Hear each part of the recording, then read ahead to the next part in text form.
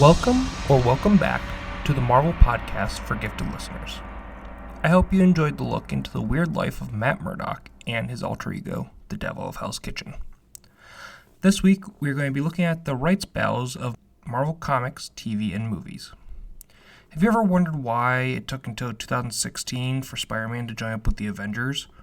Or why the X-Men were so isolated when the MCU was hitting its high? Or why Quicksilver was called Enhanced instead of a mutant in Age of Ultron? Well, ponder no more. This episode aims to answer all of those questions and more. In Phase 1, we will do a quick recap of how the rights battles started. In Phase 2, we will talk about individual movies and character rights. And Phase 3, we will talk about television and animation rights, which are two weirdly separate entities. So now, let's get into Phase 1 of the Marvel rights battles.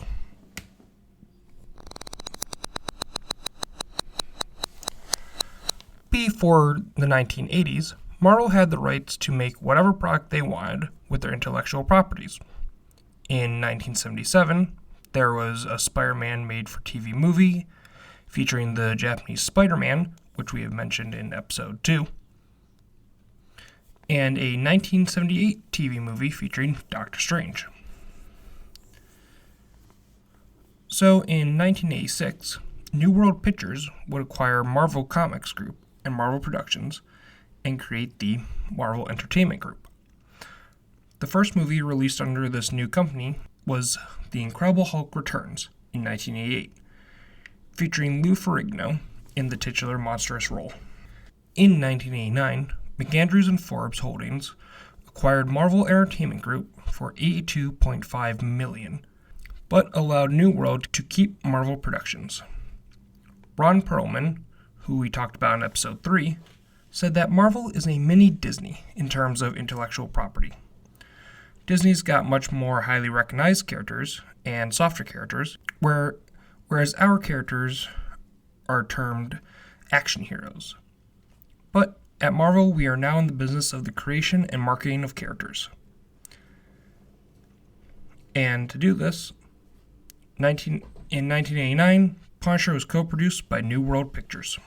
Then in the 1990s, Marvel went public, offering 40% of their shares to the public, promising to the public that they would expand into merchandise such as action figures and stickers. To help with the action figures side of it, Marvel acquired 46% of Toy Biz. The CEO of Toy Biz at the time would then transition to the position of CEO and president of Marvel Films. Soon the toys weren't making as much money as Perlman initially projected, and so he wanted to merge Toy Biz and Marvel together. But the shareholders were not going to go for that. So, basically, Perlman instead declared bankruptcy and merged them so that basically, because the company went bankrupt, there was nothing for the shareholders to have shares in. And now he wanted to get the heroes of Marvel to the big screen. And, needing money to do that, Perlman started to sell the movie rights to Marvel characters. So now that we know a little bit of background and kind of, what happened, we will now start to look more closely in Phase 2.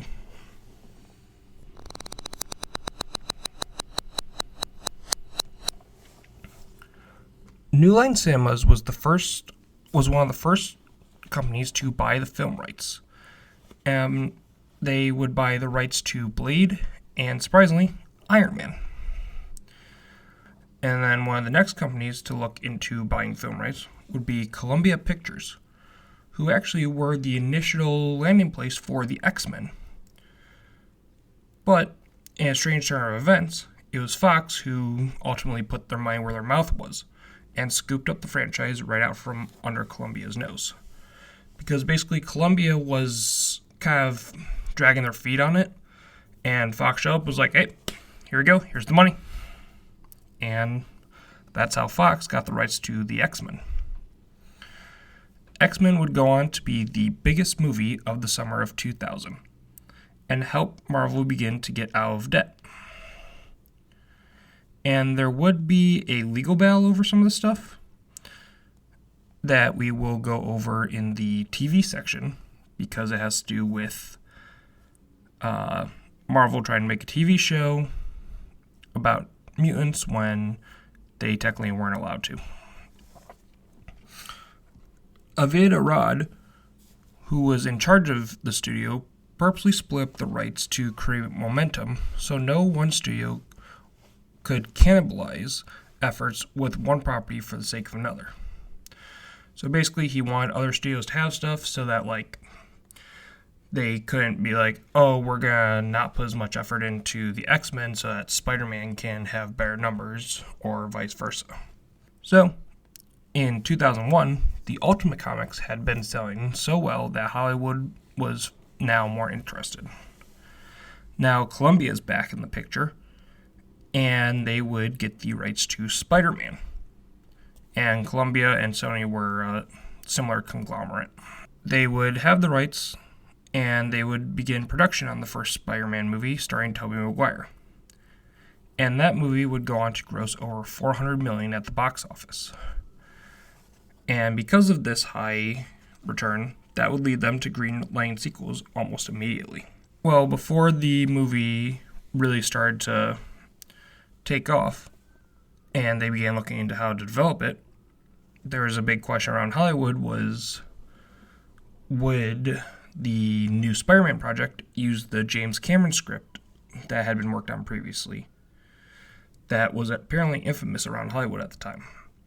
When Amy Pascal was put in charge of the Spider-Man project, it was unsure if she would use the script, which they ultimately would go on to not, but some elements of that script did make it into Sam Raimi's Spider-Man movies, one of which being the organic webs that we see Tobey Maguire have instead of using a web shooter like he would in the comics.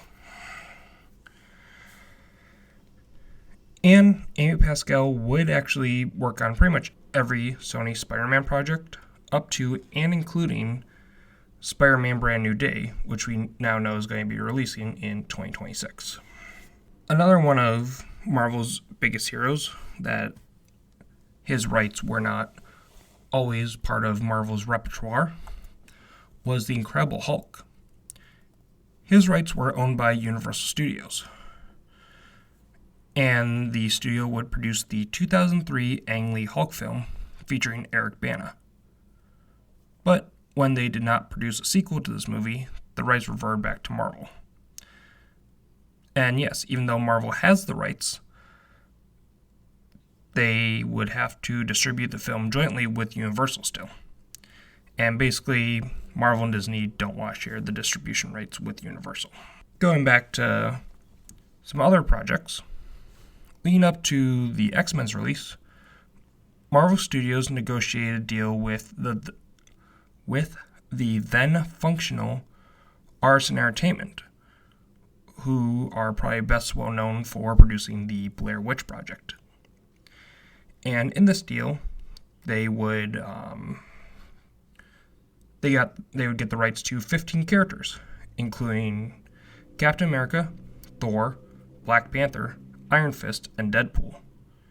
And this would include TV rights, movie rights, and internet movie rights, which were a very new thing at the time, as well as direct-to-video movies.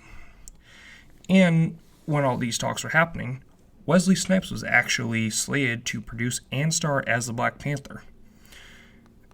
These rights were happening at the same time that Blade was being made, so Wesley Snipes would have been two famous black Marvel heroes.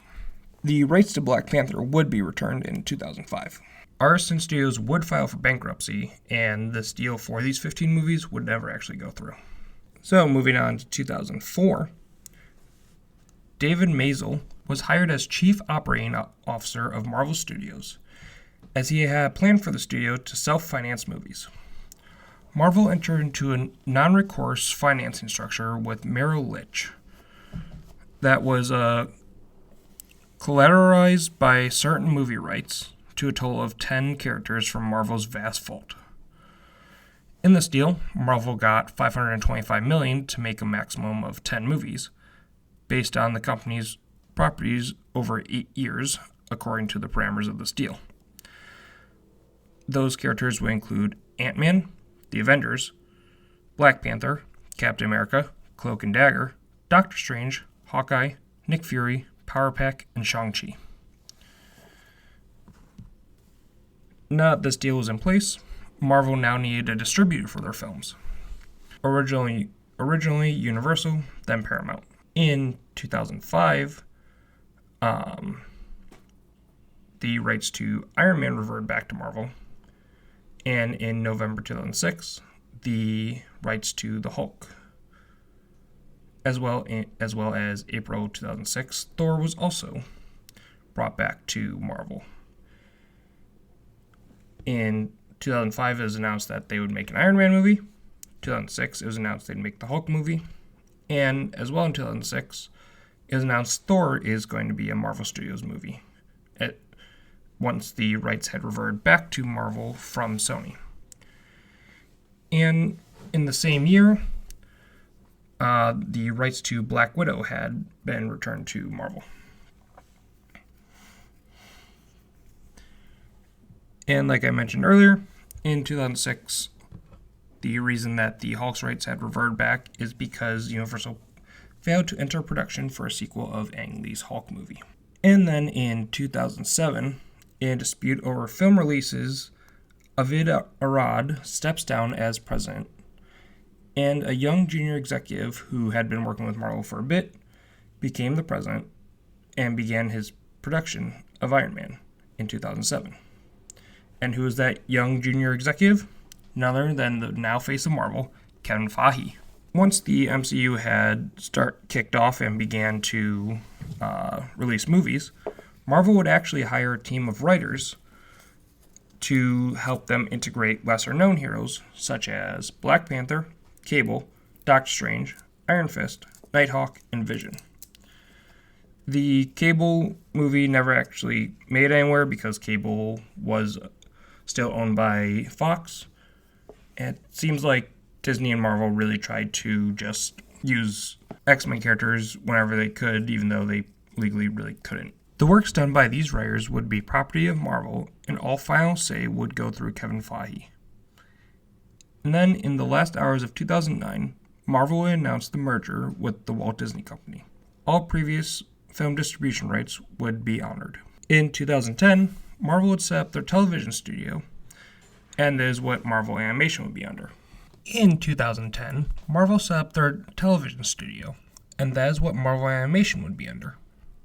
Also in 2010, Disney bought the distribution rights for Iron Man 3 and the Avengers from Paramount, but the Paramount logo would remain at the beginning of the movie. In 2012, Fox approached Marvel/Disney about the rights to Daredevil, which they had owned, because the rights were about to revert back to them, and they basically wanted to extend the deadline because they had no plans to produce a new Daredevil film by late 2012. But Marvel rebuffed them, and on October 10th, 2012, the Daredevil rights reverted back to Marvel Studios. 2012 was also another big year for Marvel because that's when The Amazing Spider-Man was released, and Marvel and Sony negotiated a two-way agreement. Basically, Disney would receive full merchandising ancillary rights to future Spider-Man films in exchange for Sony purchasing out Marvel's film participation rights. It is also the same year that they purchased the distribution rights to Iron Man, Iron Man 2, Thor, and Captain America the First Avenger from Paramount. So now all the MCU movies were Disney's to distribute.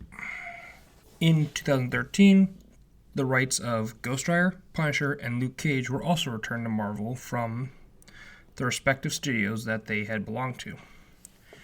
And Kevin Feige confirmed that Elektra also got returned to Marvel when Daredevil's rights were.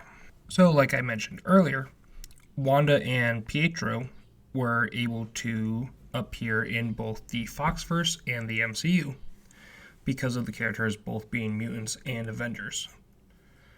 But this came with some caveats. In the foxverse, they could be portrayed however they were portrayed in the comics. But in the MCU, they had to stick to strict guidelines, such as they could not be referred to as mutants, hence why they were called enhanced individuals, and they also couldn't have their powers from birth because of the mutant X gene. And there could also be no connection to their father, Magneto. The comics would actually go and kind of mess with their origins to match the MCU better because the MCU was Marvel's big moneymaker at the time. Then in February 2015, Spidey finally came home to the MCU with the deal that Marvel Studios and Sony would collaborate to make the next Spider-Man movie. Amy Pascal and Kevin Feige would work together on the project, and Sony would have the distribution rights and finance the film, as well as have final creative say, but now Spidey could appear in the MCU. So it was basically just like, yeah, you can use him, but we still get to say everything about him.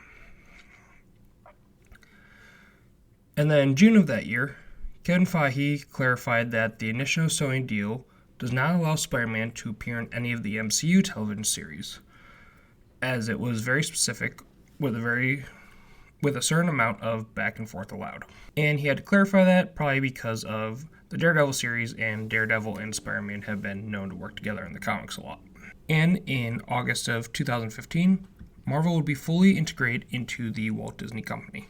Post-2015, all the way up until 2019, Marvel now had the rights to pretty much all of their characters except for X-Men and related characters, and Fantastic Four and related characters.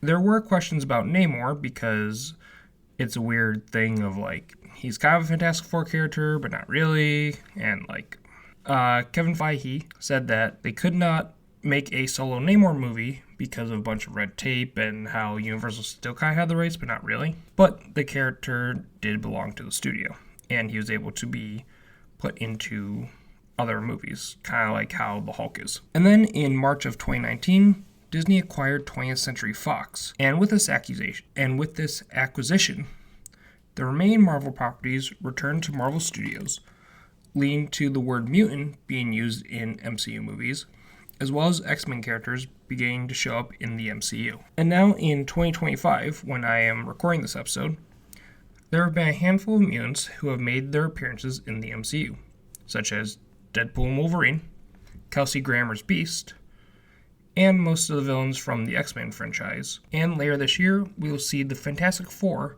in their MCU debut.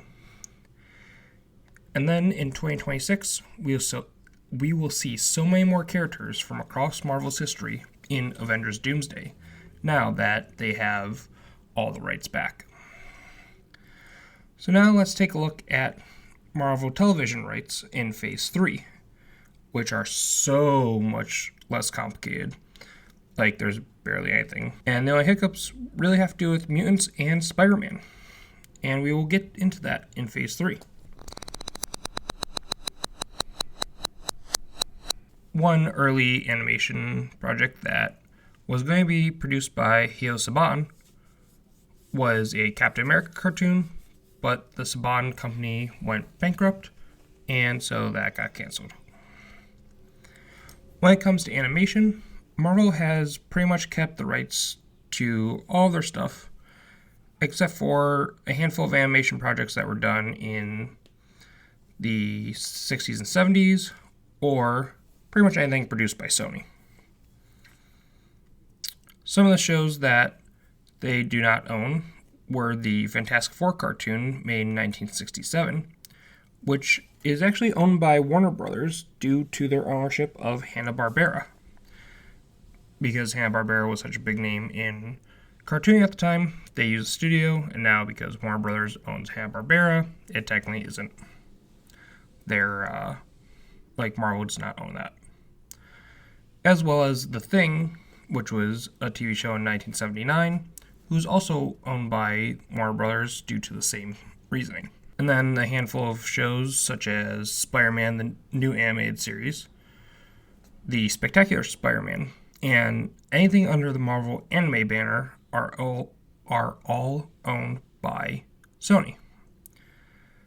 I do plan to do a future episode on Marvel anime, just because those were a few very interesting series that kind of took the Marvel mythos and, gave us a Japanese-esque style of it. When it comes to live action, we're going to just take a quick peek at the legal battle between Fox and Marvel in 2003 that I mentioned earlier. When it comes to live action television, there was the legal battle between Fox and Marvel in 2003 that I mentioned earlier in the episode. Basically because Marvel tried to make a show called Mutant X. The problem was that when the rights to the X-Men were sold to Fox, they had the exclusive rights to the word mutant and the X-Men characters. Marvel tried to circumvent this by making this show. Basically trying to be like, oh no, we can still make the show. But because of them using mutant, and they also would use audio and visuals from the first X-Men movie to promote this show, which they did not have the rights to those. So they tried to basically use the first X-Men movie as their jumping off point for this series. And ultimately Fox did win the case because, Marvel they tried to weasel their way into a TV show, and they just did not. In 2013, when Marvel had the rights to Daredevil, Jessica Jones, Luke Cage, and Iron Fist, it was announced that these properties would be handed over to Netflix to produce those 4 shows, plus the ensemble show of The Defenders. And after this announcement, in a press conference, Bob Iger did state that if these shows did well on Netflix, then we could see these characters in the movies. And what a lie that was, because we're now just seeing Daredevil return to the MCU after 12 years. And then, also, the reason because of it taking so long was that once the Netflix shows had been canceled, the studio had to wait 2 years before they could add those characters into the MCU because of the contract they had with Netflix. So, at the time, they would have had to wait until 2020 to use any of the characters again on Disney+. Marvel would also work with ABC to make Agents of S.H.I.E.L.D. and Agent Carter. They did try for some spin-offs, but those did not come to be.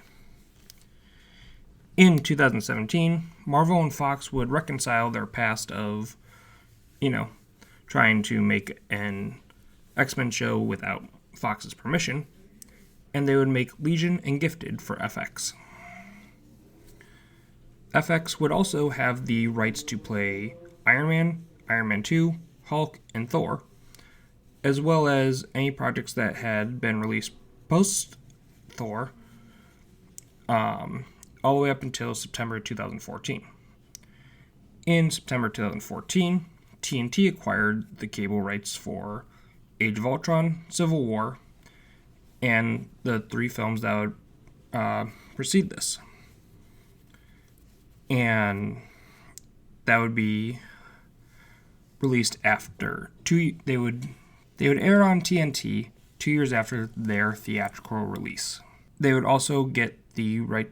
They would also be able to air the films that had been previously airing on FX since 2008. And then another thing that I had mentioned earlier was how Spider-Man can't appear in MCU television, and it also kind of works the other way around, where certain characters related to Spider-Man can't appear in movies, but they could appear in TV shows, such as Kingpin.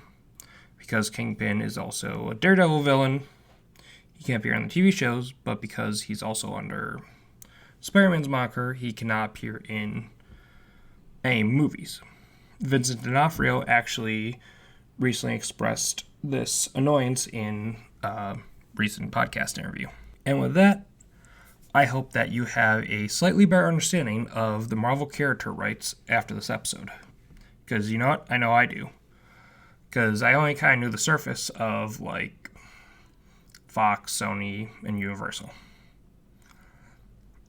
Now let's go over the top 5 things we learned in today's episode. Number 1. In the 1990s, Marvel was facing bankruptcy, and thus they began selling off the movie rights to their characters. Number 2.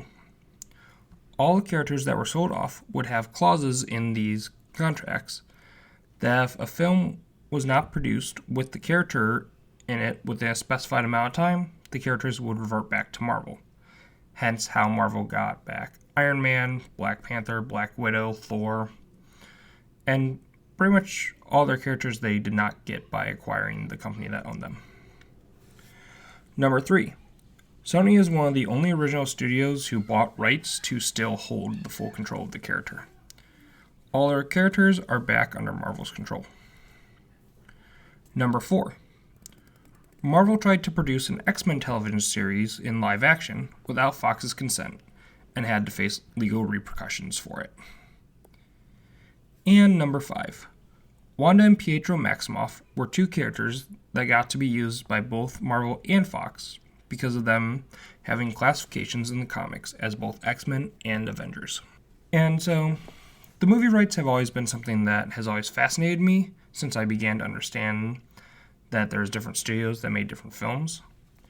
And like I said, I kind of knew the basics of Sony, Fox, Universal, like, oh yeah, Sony has Spider-Man, Fox has X-Men. But this episode I was able to go a little deeper and see how deep it really went with all the different studios buying all these rights, and how it got reverted back to the studio, and all that. This episode was written, recorded, and edited by myself, James Bazinski. Intro music sourced from freesound.org, as well as the timeline sound and the outro music. You can find us on Instagram at TMPFGL, YouTube at the Marvel Podcast for Gifted Listeners, and on TikTok at TMPFGL. If you have any feedback, questions, or suggestions, they can be emailed to tmpfgl@gmail.com. Please like, subscribe, and rate the show wherever you listen. Until next time, gifted listeners, thank you for listening, and Excelsior!